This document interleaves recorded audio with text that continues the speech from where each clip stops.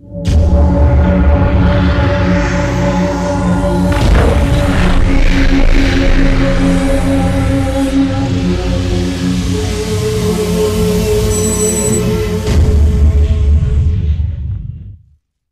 Jai Bharat to everyone. Students, I hope you all are fit, fine and safe at home. Welcome to our online education. Myself Sengundar Sulakshna and I will be teaching you economics. So students, today we are here to see standard 12th economics chapter number 6 unemployment. As you all know, we have already seen few parts of this chapter. So today we are here to see the part 3 of the chapter. So let us move on with the today's portion in a very detailed manner. But before starting the today's portion, let us have a short discussion regarding the revision of the previous portion, that what we have seen on the previous video. So previously we have seen about the types of the 4 measuring rod. After that we have seen the 2 types of unemployment in a very detailed manner. So let us have a short discussion. So in the measuring rod we have seen the time. We have seen that most probably 8 hours must be got by an individual as an working hour in day-to-day life. But if he is not getting that particular 8 hours, then it is considered that he is unemployed one. So in this manner we can say that by the way of the time we can measure the unemployment of a person. So if he is working up till 28 hours, then he is considered as the intensively unemployed person, and if he is working 28 to 48 hours or 42 hours, then he is considered less intensively unemployed. After that we have seen the income portion. So by the income portion also we can consider whether one is unemployed or not. So for that portion we have seen that when a person is not able to fulfill the basic need, then he is considered as the poor, and the rural portion this poverty is seen more. So if you are seeing in the unemployment, if a person needs 30,000 to fulfill his basic need and keep his family happy, and if he is earning only 15,000, then he can be considered as unemployment by the way of the portion of the we can say that income. Then we have seen the efficiency or productivity. So if you are seeing the productivity, we can say that when a person is very productive, efficient, and if he is working in the portion where he is not getting that much production ability, then he is considered as the person unemployed. How? If a person is able to produce 10 units, and if he is working in a unit where he can only produce 5 units, then efficiently it can be said that he is an unemployed person. So due to productivity also we can measure it. After that we have seen that willingness. So if a person is educated and capable to work, but he is not getting the work according to his efficiency and willingly is doing the low graded employment, means he is considered as the portion of unemployment due to the willingness of the person. He has to work in a very low graded portion. So these are the main 4 measures of the portion. Then after that we have seen about the unemployment. If you are talking about the unemployment, in that types from the above measuring rod we can see different types of unemployment. In that first we have seen about the open unemployment. What is open unemployment? Open unemployment means when a person is ready to work, capable to work and do the work in the current wage rate, but still if he is not getting the work or means unemployment, then he is considered as openly unemployed or fully unemployed. If you are seeing openly unemployed or fully unemployed, in that portion we can say that a person who is willing to work but not getting the work is considered as fully unemployed. If you are seeing in the portion of the urban area, this type of unemployment is seen up more. Why? Because compared to village, the urbanized area is having the more open unemployment, because the people from the rural area migrate to the urban area for getting the work. But according according to their education and less training and skill, they do not get the work they want, and due to that they are unemployed. And still, apart from being unemployed, you know that the daily consumption expenditure must be done. So this daily consumption expenditure is playing a vital role, due to which the low productivity is seen up, and this portion is dealing up by the people, and this is the major reason of the unemployment. So open unemployment can be seen up from the age group of 15 to 25, most probably in the urban area. So and due to, we can say that the portion of the migration of the village people to the urban area. So the fast urbanization and the increase in the labor supply leads to the open unemployment. Second, we have seen about the under unemployment. So under unemployment, if you are seeing, when a person is able to work for particular hour and particular day, and if he is having the particular education, still if he is not able to get that level of employment, then it is considered as underemployment. In urban area, if you are seeing, in the city side, if you are seeing, the person who is educated and not getting the job according to his education is considered as underemployed. For example, we have seen, when a computer engineer is working in an garage, then it is considered as underemployed. But in rural area, if you are seeing, the seasonal unemployment, rather than that, the portion of the people, those who are not getting the employment according to the need, is considered as the underemployment. For example, you can say that in agriculture, per person can get the 8 hours work, but if a particular person is getting only 5 hours work, and in week 6 days we can work in India, but if he is getting only 3 days work, rather than that, for particular time of sowing and harvesting only is getting the job, rather than the remaining time, if he is not getting the laborer portion, then he is considered as under labor. So up till this we have seen in a very detailed manner. So students, I hope that you all have understood this portion in a very well manner. So let us move on with the today's portion in a very detailed manner in the further portion from the PDF. So students, let us move on with the today's portion. So today we are going to see about the disguised unemployment. As you all know, last time we have completed up to the underemployment. So I am going to read it out, listen it out carefully. Disguised unemployment means hidden unemployment. This type of unemployment is very common in developing economics like India. So disguised unemployment की अगर हम बात करते तो hidden यानी छुपा हुआ unemployment माना जाता है, और ये जो टाइप का unemployment है बहुत ही commonly developing economics जैसे कि इंडिया के अंदर देखा जा सकता है. So let us see the meaning of the disguised unemployment.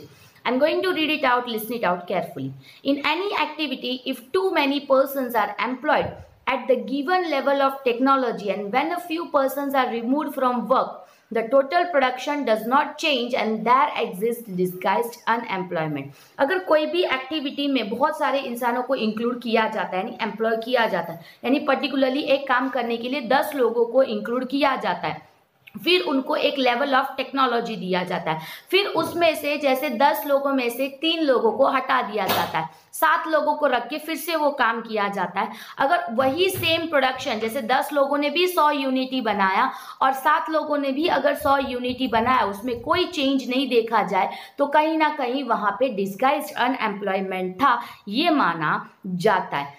It could also be defined as given the resources and the techniques of production in overpopulated developing economics, agriculture sector as zero marginal productivity, then such countries are said to be discussed unemployment. Even हम यहाँ जो दिया गया है उस definition के हिसाब से भी डिस्कस्ड अनएम्प्लॉयमेंट को देख सकते, यानी कि रिसोर्सेज और टेक्निक ऑफ प्रोडक्शन के वजह से, ओवर पॉपुलेटिंग डेवलपिंग इकोनॉमी की वजह से जो एग्रीकल्चर सेक्टर है जहाँ पे जीरो प्रोडक्टिविटी होता है, तो ऐसे कंट्रीज के अंदर कहीं ना कहीं डिस्गाइज अनएम्प्लॉयमेंट ज़्यादा देखा जाता है. In relation to above definition, it can be said that disguised unemployment has zero marginal productivity. ऊपर का जो डेफिनेशन है उसके ऊपर से हम ये बोल सकते हैं कि डिस्गाइज्ड अनएम्प्लॉयमेंट का मतलब जीरो मार्जिनल प्रोडक्टिविटी, यानी हमारा खुद का एक प्रोडक्शन भी ना होना। तो इसका मतलब ये नहीं हम चुपचाप खड़े, हम काम तो कर रहे हैं, जैसे सारे काम कर रहे हैं उनके साथ काम कर रहे हैं, बट हमारा एफिशिएंसी सबके साथ कम हो जाता है, और जैसे ही सब कम हो जाते हैं, इंसान लेबर कम हो जाता है, फिर उसके बाद उनकी एफिशिएंसी बढ़ जाना, ये कहीं ना कहीं हम ऐसा बोल सकते हैं जीरो मार्जिनल प्रोडक्टिविटी का रीजन माना जाता है। In India, population is constantly increases. Hence, people demanding employment is also increasing at a higher rate. But in India, poor development of sectors other than agriculture puts heavy burden on agriculture sector for employment. If the surplus laborers are removed from the agriculture sector, then also agriculture production will not decrease. As the marginal productivity of these labors are zero, they are said to be disguised unemployment. In cities also, and in industries and business, these kinds of disguised unemployment is seen. Commonly, the business where labor is borne by the families themselves and wages are not paid in monetary term. In such cases, disguised unemployment takes place. India की अगर हम बात करते हैं, you know that constantly कहीं ना कहीं population increase होता जाता है, लोगों की एम्प्लॉयमेंट की डिमांड कहीं ना कहीं ज़्यादा देखा जाता है, हायर रेट में रोज़ एम्प्लॉयमेंट की डिमांड देखा जाता है। जबकि इंडिया में अगर हम डेवलपमेंट की बात करते हैं सेक्टर वाइज, तो वो कहीं ना कहीं बहुत ही पुअरली देखा जाता है। एग्रीकल्चर कहीं ना कहीं एक हैवी बर्डन पे देखा जाता है, क्योंकि एम्प्लॉयमेंट ज़्यादातर एग्रीकल्चर से ही जनरेट किया जाता है। तो जनरेशन ऑफ एम्प्लॉयमेंट कहीं ना कहीं हैवी बर्डन के तरह जो है एग्रीकल्चर के ऊपर देखा जाता है। इसीलिए जितना सरप्लस लेबर को रिमूव किया जाता है एग्रीकल्चर सेक्टर से, उस एग्रीकल्चर प्रोडक्शन में डिक्रीज देखा नहीं जाता है। जैसे 10 लोग अगर कोई काम करते हैं 100 प्रोडक्शन हो, और वही 7 लोगों का भी 100 प्रोडक्शन ही हो, बाकी का 3 लोग जो है ऐसे ही एफिशिएंसी बिना काम कर रहे थे, ये हम बोल सकते हैं, यानी उनकी मार्जिनल प्रोडक्टिविटी जीरो है, हम ये बोल सकते हैं। इस तरीके से मार्जिनल प्रोडक्टिविटी लेबर्स की जो है जीरो माना जाता है, और इसे कहीं ना कहीं हम क्या बोलते हैं, तो डिस्गाइज्ड अनएम्प्लॉयमेंट बोलते हैं।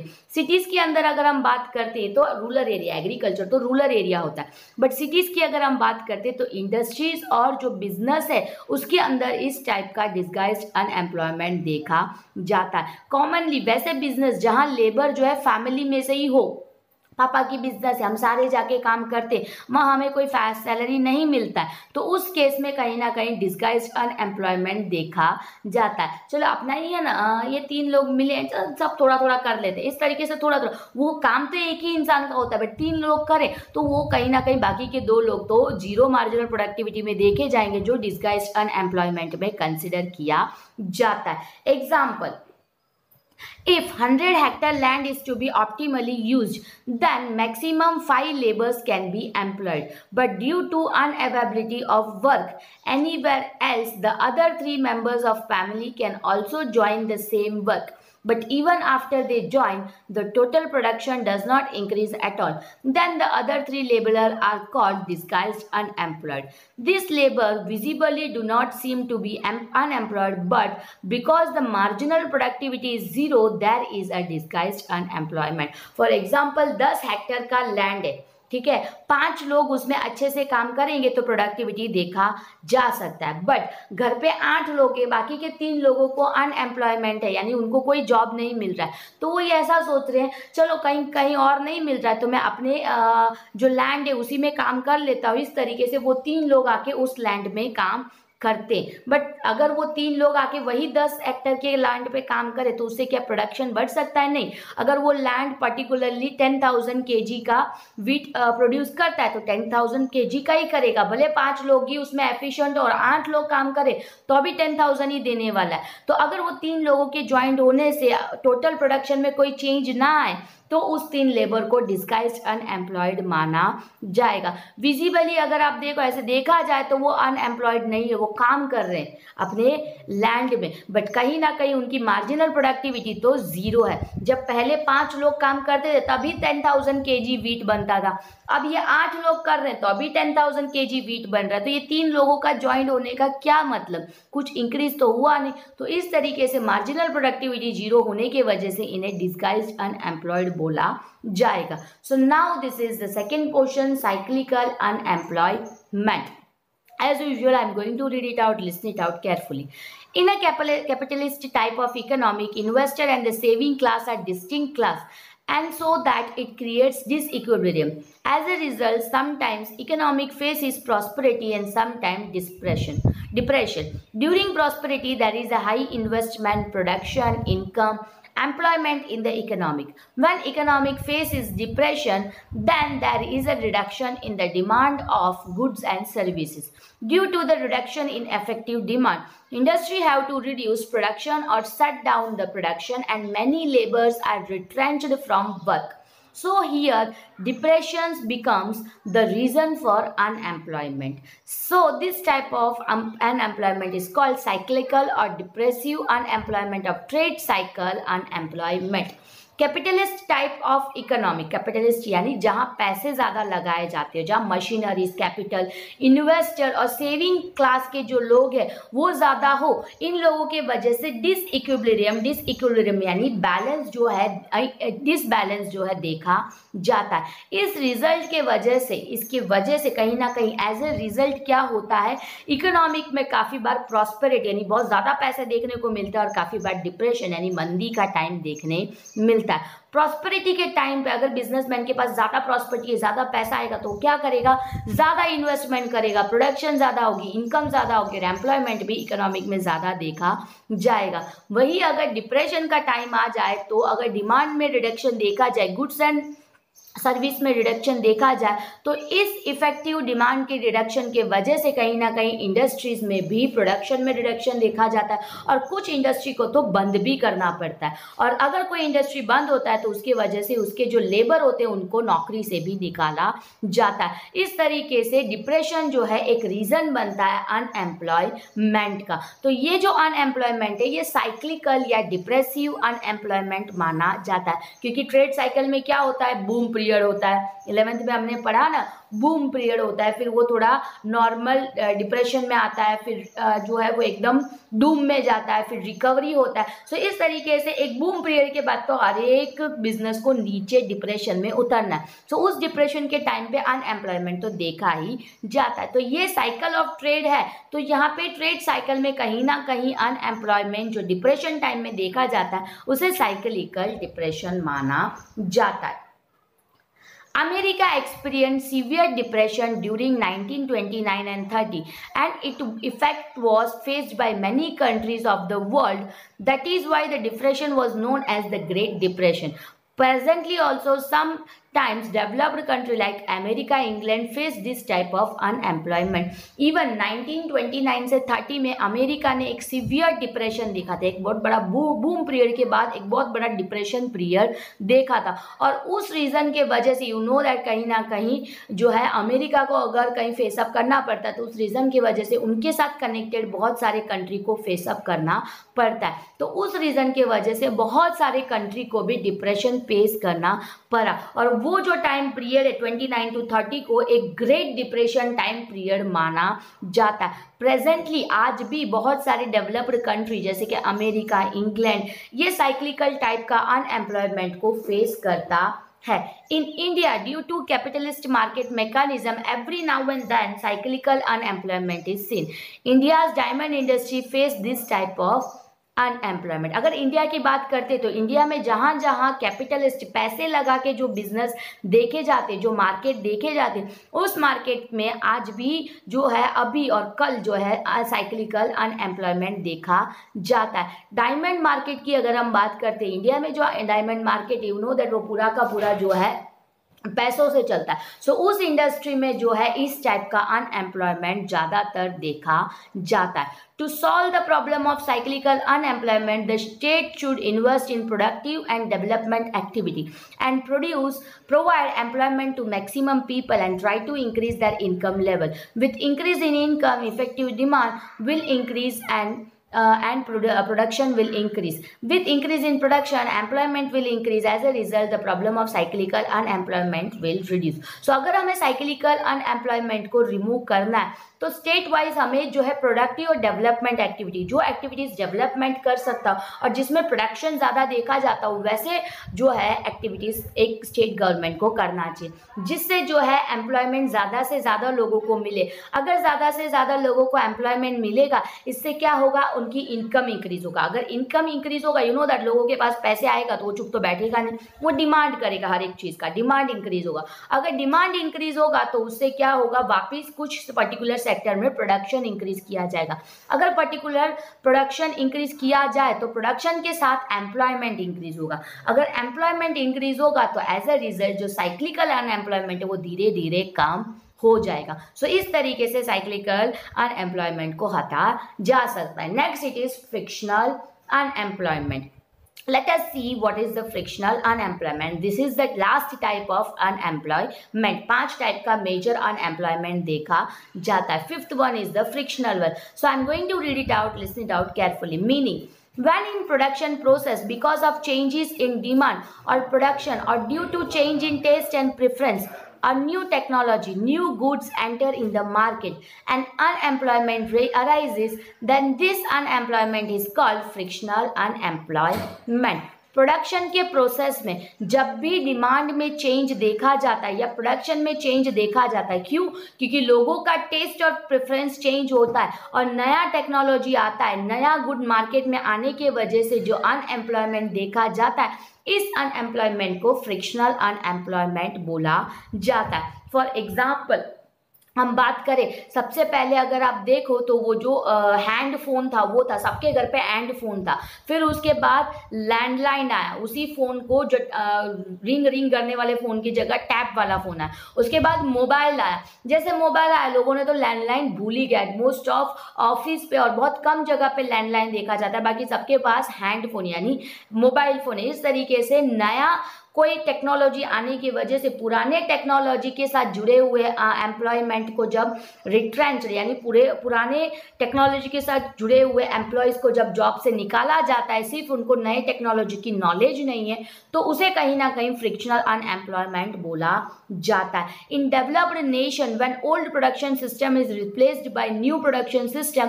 that unit with old production system faces economic losses and shutdown. As a result, the laborers working in this unit remain unemployed till they do not learn the work according to the new technology. This unemployment is a for short-term period. अगर developed nation की बात करते, developed nation में you know that बहुत सारे नए technology आते रहते. जैसे कोई नया प्रोडक्शन सिस्टम आया, कोई नया टेक्नोलॉजी आया, उस वजह से पुराने प्रोडक्शन सिस्टम को बंद करके, पुराने सिस्टम को बंद करने के साथ इकोनॉमिक को शट डाउन किया जाता है. तो एज अ रिजल्ट उसमें जो लेबर होते हैं उन्हें जब जॉब से निकाला जाता है, सिर्फ और सिर्फ नए टेक्नोलॉजी का उनको ध्यान नहीं है, तो जब तक वो सीख नहीं लेते तब तक उनको जॉब ना मिलना, ये टाइप का जो अनएम्प्लॉयमेंट है ये शॉर्ट टर्म माना जाता है. जैसे अकाउंटेंट की बात करो, सबसे स्टार्टिंग में वो हर एक चीज़ रजिस्टर में मेंटेन करते हैं. जैसे कहीं ना कहीं कंप्यूटर आया तो कंप्यूटर के साथ साथ जिनको कंप्यूटर नहीं आता था उन लोगों को जॉब से निकाला गया. सो कंप्यूटर सीखने के बाद उनको फिर से जॉब मिल गया. तो इस टाइप का जो अनएम्प्लॉयमेंट है बहुत ही शॉर्ट टर्म के लिए देखा जाता है और इस अनएम्प्लॉयमेंट को कहीं ना कहीं फ्रिक्शनल अनएम्प्लॉयमेंट बोला जाता है. When smartphone replaced old phone, then the labour exchange in the production, sales and services of old phone became unemployment. This is frictional unemployment. जैसे मैंने एक्सप्लेन किया आपको, जब नए फोन आए तो पुराने फोन के जो लेबर है उनको प्रोडक्शन, सेल सब में से हटाया गया, फिर उनको जो जॉब दिया गया, और जैसे कि ये जो अनएम्प्लॉयमेंट उनके बीच देखा गया शॉर्ट टर्म के लिए, इसे फ्रिक्शनल अनएम्प्लॉयमेंट बोला जाता है. तो यहाँ पे खत्म होता है हमारा टाइप्स ऑफ अनएम्प्लॉयमेंट. सो आज का टॉपिक यहाँ तक रहेगा. I hope you all have understood that. Now let us move on with a short summarization of the topic that we have seen today. So students, I hope that you all have understood the today's portion in a very well manner. So today we have seen about the types of the unemployment in a very detailed manner. So today we have seen about the disguised unemployment, cyclical unemployment and the frictional unemployment. I hope you all have understood. Let us have a short summarization of the topic that we have seen. Disguised unemployment. Disguised unemployment की अगर हम बात करते हैं, आजकल हमारे यहाँ जो है इंडिया के अंदर डेवलपिंग इकोनॉमिक्स के अंदर डिस्गाइज्ड अनएम्प्लॉयमेंट ज़्यादातर देखा जाता है। एग्रीकल्चर सेक्टर में डिस्गाइज्ड अनएम्प्लॉयमेंट ज़्यादा देखा जाता है। उसी तरीके से बिजनेस इंडस्ट्रीज में और बिजनेस में कहीं ना कहीं डिस्गाइज्ड अनएम्प्लॉयमेंट देखा जाता है। What is disguised unemployment? Disguised unemployment का मतलब जब एक पर्टिकुलर पर्सन का जीरो मार्जिनल प्रोडक्टिविटी देखा जाता हो उसे डिस्गाइज्ड अनएम्प्लॉयमेंट बोला जाता है। ब्रीफ में अगर इसको समझाओ, पर्टिकुलर वर्क करने के लिए एक टेक्नोलॉजी के साथ कुछ लोगों को एसोसिएट किया जाता है, कुछ यानी एक 10 लोगों को एसोसिएट किया जाता है। ये 10 लोगों ने मिलकर 100 यूनिट एक दिन के अंदर बनाया। दूसरे दिन उसमें से 3 लोगों को हटा दिया गया और 7 लोगों को वही सेम काम दिया गया और सेम उन्होंने वही 100 यूनिट बनाया। बाकी जो मतलब 3 लोगों को हटाया गया वो कहीं ना कहीं जीरो मार्जिनल प्रोडक्टिविटी में देखे गए, उन लोगों को डिस्गाइज्ड अनएम्प्लॉयड माना जाएगा। इवन एग्रीकल्चर में भी सेम सिनारियो हम देख सकते हैं। हमने ये एग्जांपल देखा, 100 हेक्टेयर का जो लैंड होता है उसके पर्टिकुलरली 1000 kg का वीट प्रोडक्शन होता है। 5 लोग एफिशिएंट होते हैं वो काम करने के लिए, बट घर पे जो मेंबर्स है उनमें से 3 लोग अनएम्प्लॉयड है, उनको कहीं और जॉब नहीं मिल रहा है, इसलिए उन्होंने ये सोचा वो इस लैंड में जॉब करे। तो वो उस लैंड में जब जॉब करने जाते हैं और जब वहाँ वो जॉब करते हैं तो नेक्स्ट मंथ जब प्रोडक्शन देखा जाता है तो सेम वही 1000 kgs देखा जाता है। तो कहीं ना कहीं उसे क्या बोला जाता है? तो डिस्गाइज्ड अनएम्प्लॉयमेंट बोला जाता है। क्यों? क्योंकि वो 3 लोगों के वजह से कोई इंक्रीमेंट जो है उस पोर्शन में यानी प्रोडक्शन पोर्शन में देखा नहीं जाता। So we can say that constant labour supply और अनएम्प्लॉयमेंट की वजह से जब घर घर में ही लोग जब जॉब करने लगते हैं उस पोर्शन को कहीं ना कहीं और उनके वजह से जब जीरो मार्जिनल प्रोडक्टिविटी देखा जाता है उसे जो है we can say that disguised unemployment माना जाता है। नेक्स्ट हमने जो है साइक्लिकल अनएम्प्लॉयमेंट को डिटेल में देखा। ने देखा साइक्लिकल अनएम्प्लॉयमेंट के बारे में। साइक्लिकल अनएम्प्लॉयमेंट की अगर हम बात करें तो साइक्लिकल अनएम्प्लॉयमेंट का मतलब ये जो एम्प्लॉयमेंट है ज्यादातर डेवलप्ड कंट्री के अंदर देखा जाता है। इवन इंडिया के अंदर भी ये टाइप का अनएम्प्लॉयमेंट ज्यादा देखा जाता है। You know that trade cycle एक बहुत इंपॉर्टेंट रोल प्ले करता है ट्रेड के अंदर। जब एक डिप्रेशन का टाइम आता है उस टाइम पे कुछ प्रोडक्शन लेस होने की वजह से यानी डिमांड कम होने की वजह से प्रोडक्शन कम करना पड़ता है। फिर बिजनेस के अंदर कंटिन्यूअस लॉस के वजह से डिप्रेशन मोड के वजह से हमें वो जो है इंडस्ट्री को बंद करना पड़ता है और उस टाइम पे कुछ जो लेबर्स है उनको अनएम्प्लॉयमेंट के शिकार होना पड़ता है। सो वो जो अनएम्प्लॉयमेंट है उसे कहीं ना कहीं साइक्लिकल अनएम्प्लॉयमेंट बोला जाता है। साइक्लिकल अनएम्प्लॉयमेंट के अंदर लेबर्स जो होते हैं उन्हें कहीं ना कहीं एक शॉर्ट टर्म के लिए अनएम्प्लॉयमेंट का फेसअप करना पड़ता है। जैसे ही ट्रेड साइकिल वापिस रिकवर की ओर बढ़ता है उस टाइम पे उन्हें कहीं ना कहीं जॉब मिल जाती है। बट वो जो शॉर्ट टर्म का पोर्शन है अनएम्प्लॉयमेंट का वो जो है एफिशिएंट डिमांड ना होने की वजह से देखा जाता है। साइक्लिकल अनएम्प्लॉयमेंट को हटाने के लिए कहीं ना कहीं हम जो है ये बोल सकते हैं स्टेट को जो है प्रोडक्टिव एक्शंस है डेवलपमेंट एक्टिविटी करना चाहिए जिससे लोगों को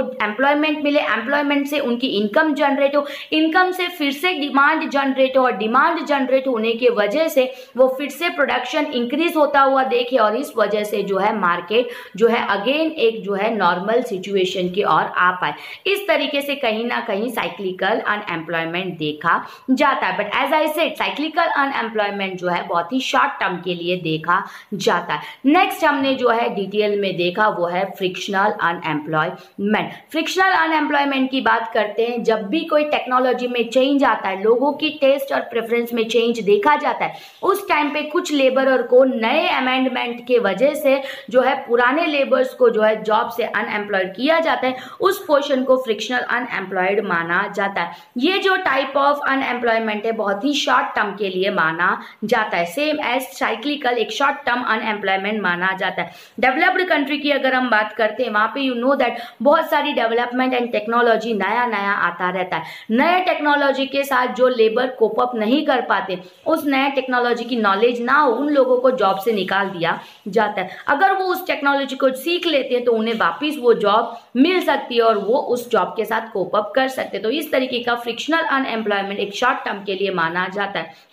फॉर एग्जाम्पल अगर हम बात करें, जैसे फर्स्ट जो है अकाउंटेंट हर एक चीज रजिस्टर पे मेंटेन करते थे, फिर धीरे धीरे उनको कहीं ना कहीं कंप्यूटर आया। जैसे computer as a new technology आया तो जिन्हें कंप्यूटर नहीं आता था उन्हें जॉब से निकाला जा रहा था, फिर जो कंप्यूटर सीख लेता था उनको जॉब पे रखा जा रहा था। तो इस तरीके से नए टेक्नोलॉजी में कभी ना कभी जो है अनएम्प्लॉयमेंट देखा जाता है, और ये जो अनएम्प्लॉयमेंट है एक शॉर्ट टर्म के लिए देखा जाता है। सो यहाँ तक का टॉपिक यानी टाइप्स ऑफ एम्प्लॉयमेंट अनएम्प्लॉयमेंट को हमने बहुत ही डिटेल में आज देखा। सो यहाँ तक का डिटेल हमने देखा। आई hope you all have understood the portion in a very well manner. Rather than that, I hope that this video was an interesting video for you all. Until the next interesting video is not coming, I hope you all will be fit, fine and safe at home.